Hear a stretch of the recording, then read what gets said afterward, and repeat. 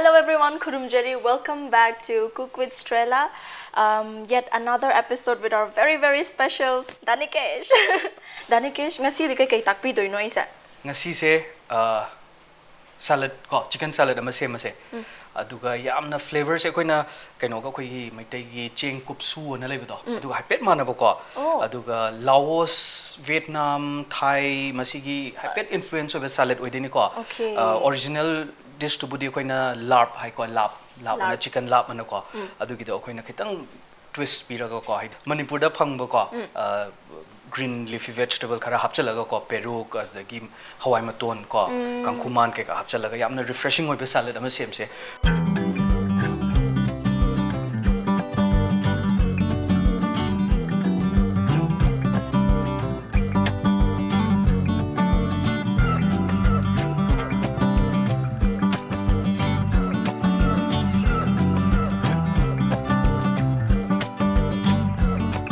ado salad se hanba semna ba khoigi daka oide se khoina cheng kupsu semba ado maina same process to ko khoina keno se mai thabira si pan se ko ado da khoina rice se kitang likely toast to brown oina color se ohel laga horena mo khoina nungsup ta muksu gai gi dei ne ba ko ji happy be adum akhoina cheng habi chaba ka habi adu gi do habi do chama adu mana dei cheng se slere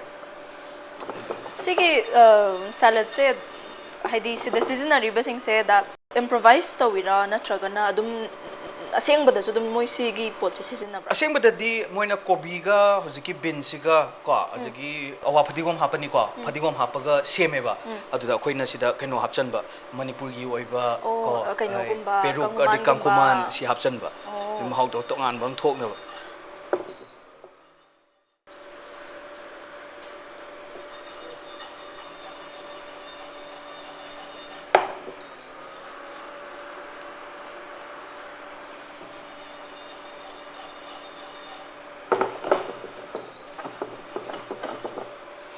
popcorn manam namakani ko vai rice popcorn nati mai manam adugi manam dune kana sida achieve taw des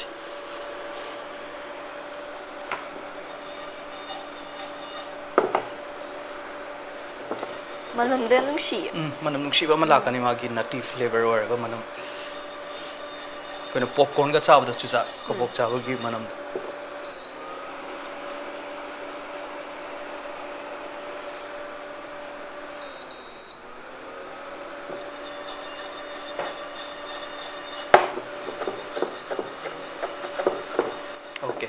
color se ole ko se brownish ke da brown change brown khitang ga changan ba yari ko ju se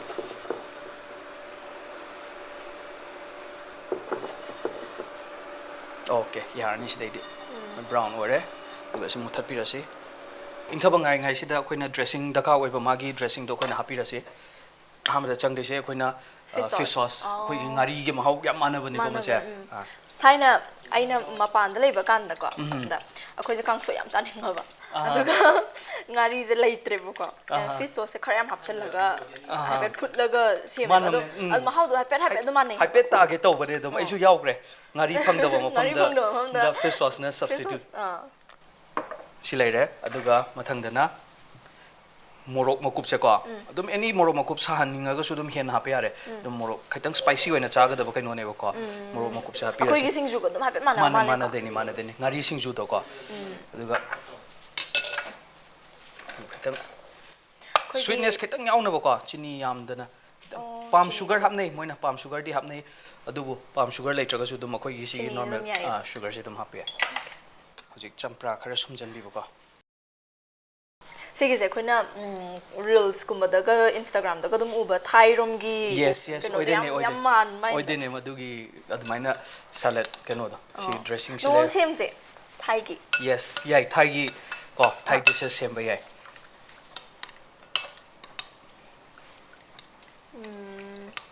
kilere ko fish sauce ne morok ne aduga champra chini khitang hapa ko aduga ngasai gi koina cheng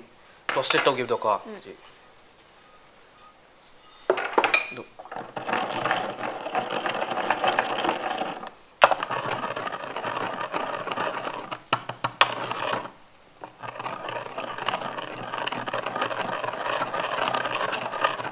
ꯃꯁꯤ ꯒ꯭ꯔꯥꯏꯟꯗꯔꯗ ꯇꯛꯈꯥꯏꯔꯁꯨ ꯌꯥꯏꯀꯣ ꯑꯗꯩ ꯁꯨꯃꯥꯏꯅ ꯀꯩꯅꯣꯒꯨꯝꯕ ꯑꯝꯗ ꯇꯛꯈꯥꯏꯔꯁꯨ ꯑꯗꯨꯝ ꯌꯥꯔꯦ ꯑꯩꯈꯣꯏꯒꯤ pastel ꯃꯣꯇꯔꯁꯦ ꯍꯩꯇꯕ ꯑꯣꯏꯇꯥꯔꯒꯗꯤ ꯋꯥꯡ ꯄꯥꯏꯊꯣꯔꯛꯄ ꯍꯣꯏ ꯌꯥꯝ ꯀꯨꯞꯍꯟꯒꯗ꯭ꯔꯥ ꯑꯗꯨꯝ ꯅꯠꯇ꯭ꯔꯒ ꯈꯤꯇꯪ ꯃꯥꯒꯤ ꯒ꯭ꯔꯦꯅꯤ ꯑꯣꯏꯅ ꯌꯥꯎꯔꯁꯨ ꯀꯩꯁꯨ ꯀꯥꯏꯗꯦꯀꯣ ꯑꯗꯨꯝ ꯈꯔ ꯑꯩꯈꯣꯏꯒꯤ ꯀꯨꯞꯁꯨꯗꯤ ꯑꯃꯨꯛ ꯌꯥꯝ ꯌꯥꯝ ꯀꯨꯞꯅ ꯇꯣꯏ ꯌꯥꯝ ꯀꯨꯞꯅ ꯁꯦꯝꯕ ꯑꯗꯨꯗꯒꯤ ꯑꯗꯨꯝ ꯈꯤꯇꯪ ꯄꯧꯔꯁꯨ ꯑꯗꯨꯝ ꯌꯥꯏꯌꯦ ꯌꯥꯏ ꯈꯤꯇꯪ ꯄꯧꯔꯁꯨ ꯌꯥꯏ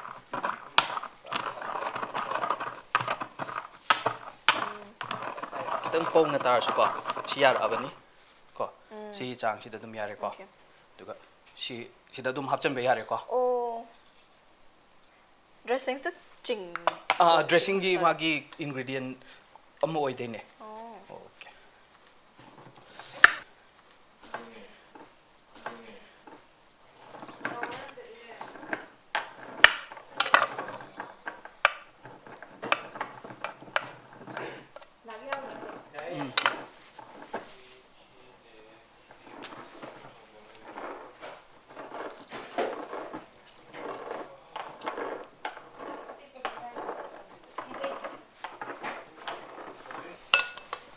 ꯑꯗꯨꯒ ꯅꯦꯛꯁ ꯁ꯭ꯇꯦꯞꯇ ꯃꯥꯒꯤ ꯗ꯭ꯔꯦꯁꯤꯡꯁꯦ ꯂꯣꯏꯔꯦꯀꯣ ꯗ꯭ꯔꯦꯁꯤꯡꯁꯦ ꯂꯣꯏꯔ ꯁꯥꯏꯗꯇ ꯊꯝꯈꯤꯕ ꯌꯥꯔꯦ ꯑꯗꯨꯒ ꯍꯧꯖꯤꯛ ꯕꯣꯗꯤ ꯁꯦꯝꯕ ꯁꯦꯂꯦꯗꯁꯤꯒꯤ ꯕꯣꯗꯤꯁꯦ ꯑꯩꯈꯣꯏꯅ ꯃꯦꯟ ꯑꯣꯏꯅ ꯆꯤꯀꯟꯅꯦꯕꯀꯣ ꯆꯤꯀꯟꯁꯤꯒ ꯁꯤꯖꯅꯦꯜꯒꯤ ꯑꯣꯏꯕ ꯁꯤꯡꯖꯨꯗ ꯍꯥꯞꯄ ꯌꯥꯕ ꯁꯦꯂꯦꯗ ꯒ꯭ꯔꯤꯟꯁ ꯃꯌꯥꯝ ꯑꯃ ꯃꯈꯟ ꯃꯈꯟ ꯍꯥꯞꯄ ꯌꯥꯔꯦꯀꯣ ꯑꯗꯨꯁꯤꯡꯗꯣ ꯍꯥꯞꯅꯕꯒꯤ ꯐꯥꯔꯁ ꯁ꯭ꯇꯦꯞꯇ ꯑꯩꯈꯣꯏ ꯆꯤꯀꯟꯁꯦ ꯃꯤꯟꯁ ꯇꯧꯕꯗꯣ ꯍꯥꯟꯅ ꯑꯗꯨ ꯇꯧꯔꯁꯤ ꯂꯩꯔꯦꯀꯣ ꯆꯤꯀꯟ ꯂꯩꯖꯔꯦ ꯁꯣ ꯆꯤꯀꯟꯁꯦ ꯑꯦꯅꯤ ꯄꯥꯔꯠ ꯌꯥꯕ꯭ꯔꯥ ꯕꯣꯟꯂꯦꯁ ꯁꯔꯨ ꯌꯥꯎꯗꯕꯀꯣ ꯊꯥꯏ ꯁꯤꯖꯤꯟꯅꯔꯁꯨ ꯌꯥꯏ ꯑꯗꯣ ꯑꯩꯈꯣꯏꯅ ꯍꯦꯜꯗꯤ ꯑꯣꯞꯁꯟ ꯌꯦꯡꯉꯒꯗꯤ ꯆꯤꯀꯟ ꯕ꯭ꯔꯦꯁ ꯁꯤꯖꯤꯟꯅꯕꯤꯕꯀꯣ ꯑꯗꯨꯒ ꯊꯥꯏꯁꯤꯅ ꯑꯗꯨꯝ ꯊꯥꯏꯅꯕꯨꯗꯤ ꯃꯍꯥꯎꯗꯤ ꯍꯦꯟꯕꯀꯣ ꯆꯤꯀꯟ ꯊꯥꯏ ꯄꯥꯔꯠꯁꯤꯅ ꯑꯗꯣ ꯑꯗꯨꯝ ꯑꯦꯅꯤ ꯄꯥꯔꯠ ꯑꯗꯨꯝ ꯁꯤꯖꯤꯟꯅꯕ ꯌꯥꯏ chicken breast boneless ꯑꯩꯈꯣꯏꯅ ꯍꯥꯟꯅ ꯀꯨꯞꯅ ꯁꯨꯃꯥꯏꯅ ꯈꯔ ꯂꯥꯏꯕ ꯑꯣꯞꯁꯟꯗ ꯃꯁꯤ ꯇꯛꯈꯥꯏꯈ꯭ꯔꯁꯨ ꯑꯗꯨꯝ ꯒ꯭ꯔꯥꯏꯟꯗꯔ ꯌꯥꯕ꯭ꯔꯥ ꯇꯛꯈꯥꯏꯔꯁꯨ ꯌꯥꯔꯦ ꯑꯗꯨꯝ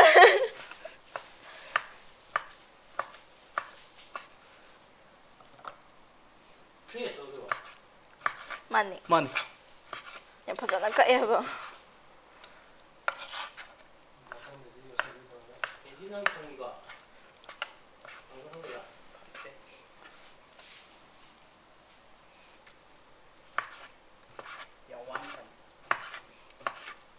chicken ꯀꯨꯞꯅ ꯁꯣꯏꯔꯅꯤ ꯑꯗꯨꯒ ꯑꯃꯨꯛ ꯃꯤꯟꯁ ꯇꯧꯒꯅꯤꯀꯣ ꯂꯣꯏꯔ ꯃꯇꯨꯡꯗ ꯑꯃꯨꯛ ꯑꯣꯀꯦ ꯌꯥꯝꯅ ꯀꯨꯞꯅ ꯀꯨꯞꯍꯟꯈꯤꯗꯣꯏꯅꯦ ꯁꯤ ꯇꯪꯈꯥꯏ ꯑꯃ ꯂꯧꯊꯣꯛꯄꯤꯔꯁꯤ ꯃꯤꯟꯁ ꯇꯧꯅꯕꯒꯤ ꯃꯤꯟꯁ ꯇꯧꯕꯒꯤ ꯊꯥꯡ ꯑꯅꯤ ꯇꯧꯔꯒꯅ ꯑꯃꯨꯛ ꯍꯦꯟꯅ ꯅꯨꯡꯉꯥꯏꯕꯀꯣ ꯊꯥꯡ ꯑꯅꯤ ꯄꯥꯏꯔꯒ ꯁꯨꯃꯥꯏꯅ ꯌꯥ ꯀꯨꯞꯅ ꯀꯨꯞꯍꯟꯗꯣꯏꯅꯤꯀꯣ ꯁꯨꯃꯥꯏꯅ ꯇꯧꯔꯒ ꯆꯥꯏꯅꯤꯁꯀꯤ ꯃꯨꯚꯤꯗꯒ ꯌꯥꯝ ꯃꯥꯅꯦ ꯎꯕ ꯃꯥꯅꯦ ꯁꯨꯃꯥꯏꯅ ꯇꯧꯕꯗꯣ ꯇꯧꯕꯗꯣ ꯑꯗꯨꯅꯦ ꯃꯁꯤꯟ ꯂꯩꯀꯣ ꯁꯨꯃꯥꯏꯅ ꯒ꯭ꯔꯥꯏꯟ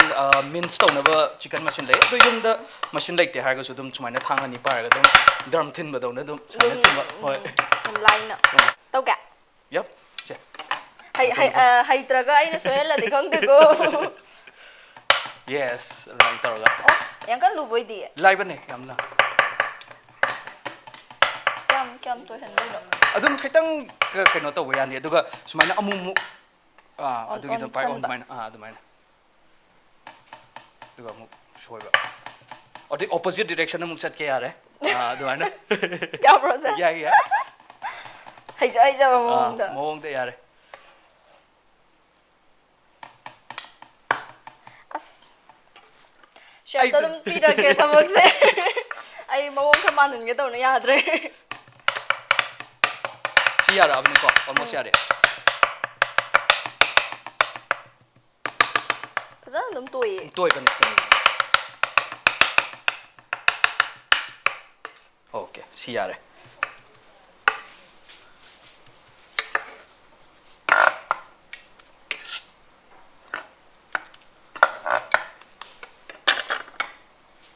ꯔꯤꯃꯦꯅꯤꯡꯁꯤꯁꯨ ꯇꯧꯊꯣꯛꯑꯒꯦ ꯑꯩꯈꯣꯏ ꯃꯅꯤꯄꯨꯔꯗꯗꯤ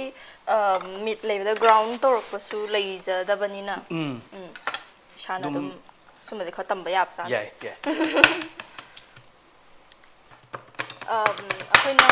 ꯃꯣꯃꯣꯅ ꯆꯥꯅꯔꯤꯕ ꯗꯝꯄ꯭ꯂꯤꯡꯁꯦ ꯑꯗꯨꯗ ꯍꯥꯞꯄꯤꯕ ꯆꯥꯏꯅꯤꯁꯀꯤ ꯀꯩꯅꯣꯗ ꯑꯩꯈꯣꯏꯅ ꯑꯗꯨꯝ ꯚꯤꯗꯤꯑꯣꯒꯨꯝꯕ ꯎꯕ ꯀꯥꯟꯗꯁꯨ ꯃꯣꯏ ꯑꯗꯨꯒꯤꯗꯣ ꯁꯤꯖꯤꯟꯅꯩꯌꯦꯕ ꯑꯆꯧꯕ ꯊꯥꯡꯗꯣ ꯑꯆꯧꯕ ꯊꯥꯡꯗꯣ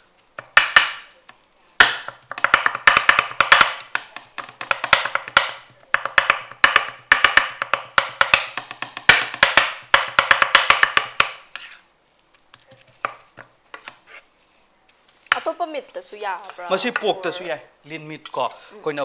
kaino da pork ta fat yam yaw do part seasoner ga ne adum pork na su sem nei lab se okay chicken tawre aduga just for kaino gi oina ko health ki safety gi oina isi phasana jam thoge ko sida yawi ba kaino sing se hadi seasonally ba herbs sing se manam masing sing se dum Manipur da phang ba de ya khoi nyam to ina cha ba singju da ga dum bang yaw da yaw ba to adum mangak to oye adana dani kes thabi di ha pe ya da bra thabi ha pe ai chung khala ine thabi thabi dum garnish oina season ab to su yai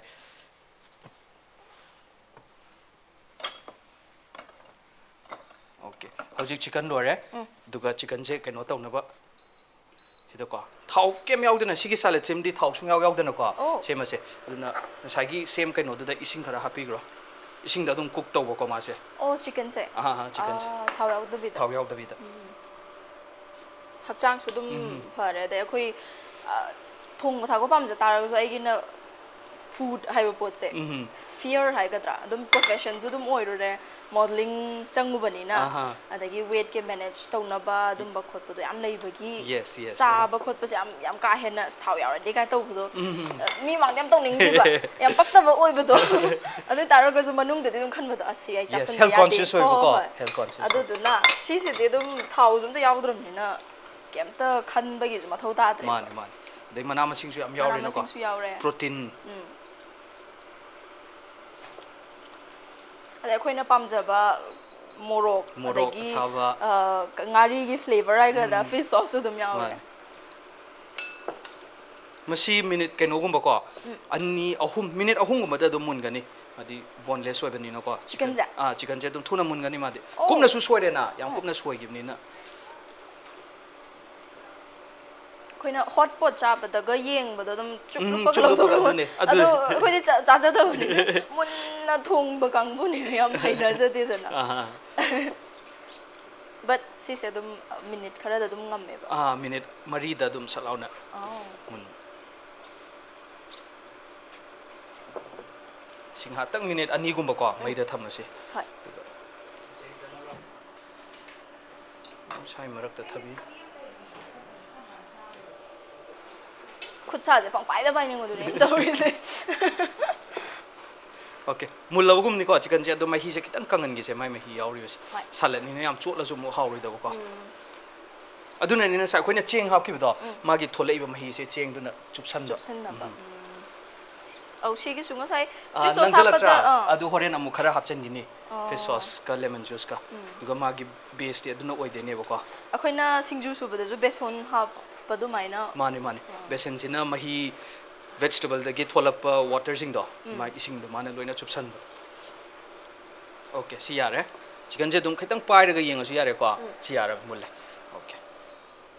kamai khang ge mun ba se dum bong kai boy dra tho la kai no to ba dum kai salaw na duka adu pusala pa yare adu khitang ai modify ta hoge ko adu pusalo duka mahi kang jan gare ma cheng ha pa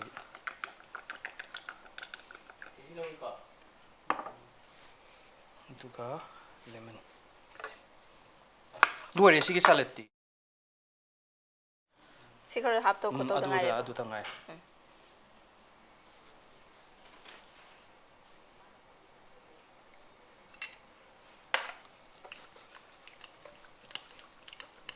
okay mok sam do wa silai ra ko adi mathang magi kaino se chicken je na sai ahoina sem gi ba dressing du da ko adum chicken je happy ba yare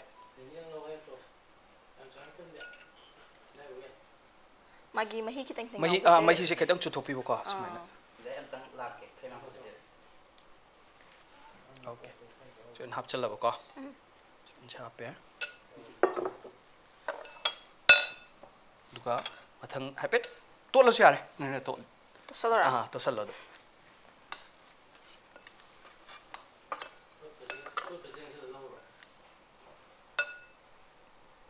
fazena to le ko to la lor matung sida khoina herb sing je ko adum nangsu dum khaga set laga dum khaga hapa yare adum khaina ba mathau ta de khutna dum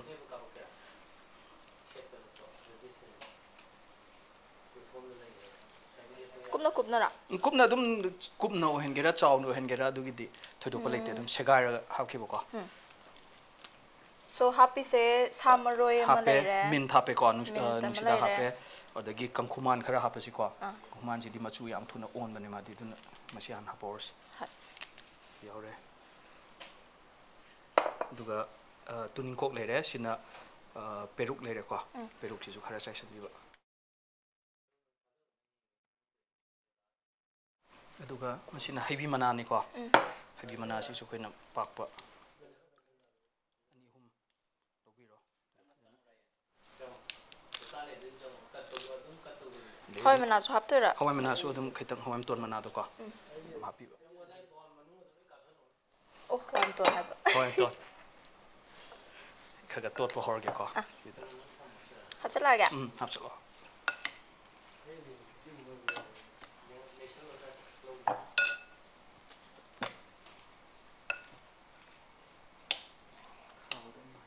ꯑꯗꯨꯒ ꯐꯗꯤꯒꯣꯝꯗꯣ ꯑꯗꯨꯝ ꯁꯥꯡ ꯁꯥꯡ ꯍꯥꯞꯄꯁꯨ ꯌꯥꯔꯦ ꯐꯖꯅ ꯆꯥꯝꯊꯣꯛꯑꯕꯅꯤꯀꯣ ꯃꯁꯤ ꯄꯨꯁꯜꯂꯛꯑꯁꯤ ꯐꯗꯤꯒꯣꯝꯁꯦ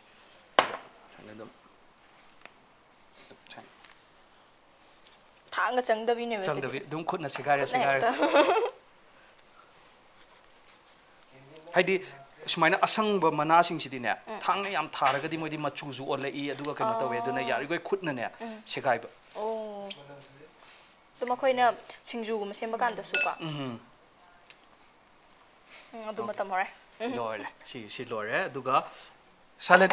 ꯕꯣꯗꯤꯗꯤ ꯂꯣꯏꯔꯦꯀꯣ ꯁꯤꯗ ꯑꯗꯨꯒ ꯃꯥꯒꯤ ꯁꯥꯏꯗꯇ ꯑꯩꯈꯣꯏꯅ ꯑꯍꯥꯕꯤ ꯍꯥꯏꯒꯗ꯭ꯔꯥ ꯀꯩꯅꯣ ꯑꯗꯨ ꯀꯩꯅꯣꯃ ꯀꯣꯠꯂꯒ ꯑꯗꯨꯝ ꯀꯣꯕꯤꯅꯒ ꯀꯣꯠꯂ ꯆꯥꯏꯅꯀꯣ ꯑꯗꯨꯒꯤꯗꯣ ꯄ꯭ꯂꯦꯇꯤꯡ ꯇꯧꯔꯁꯤꯀꯣ ꯑꯗꯨꯒꯤꯗꯣ ꯁꯦꯝꯅꯕꯒꯤ ꯃꯔꯛꯁꯤꯗ ꯑꯗꯨꯝ ꯇꯤꯜꯍꯧꯁꯦꯀꯣ ꯀꯨꯞꯅ ꯁꯨꯃꯥꯏꯅ ꯁ꯭ꯂꯥꯏꯁ ꯇꯧꯕꯤꯔꯣ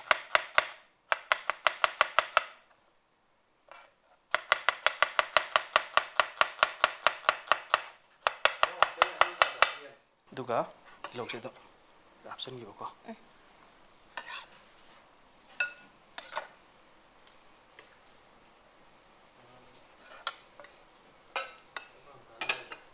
ꯃꯅꯝꯁꯦ ꯄꯨꯔꯥ ꯑꯩꯈꯣꯏꯅ ꯄꯥꯝꯕ ꯃꯅꯝ ꯑꯣꯏꯕꯗꯣ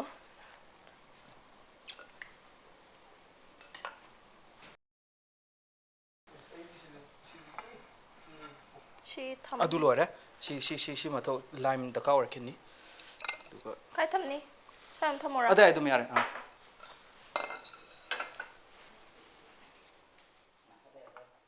ꯁꯤ ꯉꯁꯥꯏꯒꯤ ꯆꯦꯡ ꯇꯛꯈꯥꯏꯈꯤꯕꯗꯨꯅꯦꯕꯀꯣ ꯁꯤ ꯑꯗꯨꯝ ꯃꯊꯛꯇ ꯆꯥꯏꯁꯤꯟꯕ ꯌꯥꯏꯀꯣ ꯑꯗꯨꯒ ꯃꯁꯤ ꯐꯖꯅ ꯇꯣꯠꯂꯕ ꯃꯇꯨꯡꯗꯀꯣ ꯁꯤ ꯄ꯭ꯂꯦꯠ ꯑꯃꯗ ꯍꯥꯞꯄꯤꯔꯣ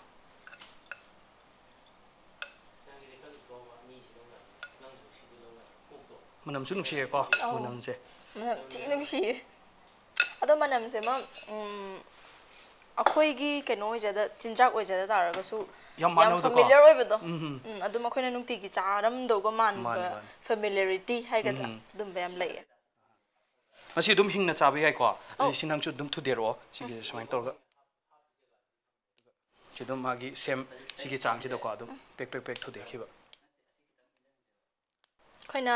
ꯀꯣꯕꯤꯒ ꯀꯣꯠꯂ ꯆꯥꯕꯗꯣ ꯑꯗꯨꯃꯥꯏꯅ ꯌꯦꯁ ꯑꯗꯨ ꯑꯣꯏꯗꯣꯏꯅꯦ ꯁꯤꯗ ꯑꯗꯨꯝ ꯊꯝꯕꯤꯔꯣꯀꯣ ꯁ꯭ꯋꯥꯏꯗ ꯑꯗꯣ ꯑꯩ ꯀꯣꯕꯤꯁꯦ ꯁꯣꯏꯔꯛꯑꯒꯦ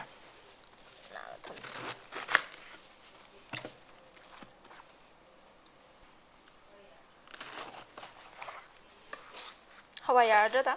ꯍꯋꯥꯏꯁꯦ ꯌꯥꯔꯅꯤ ꯀꯣꯕꯤ ꯂꯩꯔꯦꯀꯣ ꯃꯅꯝ ꯌꯥꯝ ꯅꯨꯡꯁꯤꯌꯦ ꯃꯅꯝ ꯌꯥꯝ ꯅꯨꯡꯁꯤꯕꯅꯦ ꯑꯗꯨꯒ ꯊꯕꯤꯁꯦ ꯑꯗꯨꯝ ꯃꯀꯨ ꯌꯥꯎꯕ ꯀꯩꯁꯨ ꯀꯥꯏꯗꯦꯀꯣ ꯃꯀꯨ ꯑꯗꯨꯝ ꯆꯥꯅꯤꯡꯉꯤ ꯐꯖꯅ ꯁꯦꯡꯅ ꯆꯥꯝꯊꯣꯛꯑꯕꯅꯤ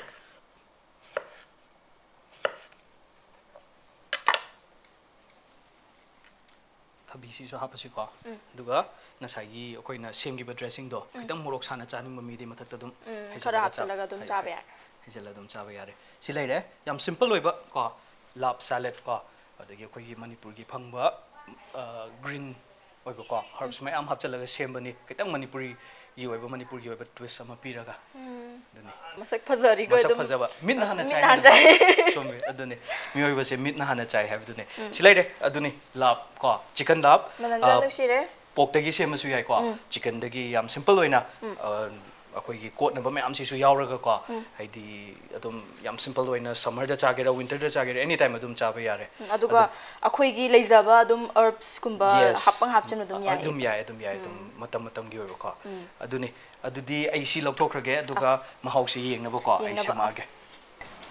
ꯀꯣ ꯀꯣꯕꯤ ꯀꯣ ꯑꯃ ꯂꯧꯔꯅꯤ ꯆꯤꯀꯟꯁꯤ ꯈꯔ ꯍꯥꯞꯄꯤꯔꯣ ꯑꯗꯨꯒ ꯃꯊꯛꯁꯤꯗ ꯑꯗꯨꯝ ꯉꯁꯥꯏꯒꯤ ꯆꯦꯡꯗꯣꯀꯣ ꯈꯤꯇꯪ ꯆꯥꯏꯕꯤꯔꯣ ꯑꯗꯨꯒ ꯁꯣꯁꯇꯣ ꯄꯥꯝꯃꯒꯁꯨ ꯁꯣꯁꯇꯣ ꯈꯤꯇꯪ ꯑꯦꯛꯁꯇ꯭ꯔꯥ ꯍꯥꯞꯄꯤꯔꯣ ꯑꯗꯨꯝ ꯊꯕꯤ ꯍꯥꯞꯄꯒ ꯁꯤ ꯆꯥ ꯂꯣꯏꯔ ꯃꯇꯨꯡꯗ ꯊꯕꯤꯒ ꯁꯤꯒ ꯑꯗꯨꯝ ꯆꯤꯛꯑ ꯌꯦꯡꯉꯣ ꯃꯥꯏ ꯃꯍꯥꯎꯗꯣꯀꯣ ꯑꯩꯒꯤꯔꯥ ꯌꯦꯁ ꯍꯤꯁꯦ ꯌꯥꯝ ꯆꯥꯍꯧꯋꯦ ꯑꯃꯨꯛꯇ ꯆꯥꯗꯣꯏꯔꯣ ꯀꯩꯅꯣ ꯑꯃꯨꯛꯇ ꯑꯗꯨꯝ ꯆꯥꯔꯒꯦ ꯆꯤꯛꯑꯒ ꯑꯗꯨꯝ ꯌꯦꯡꯕꯤꯔꯣ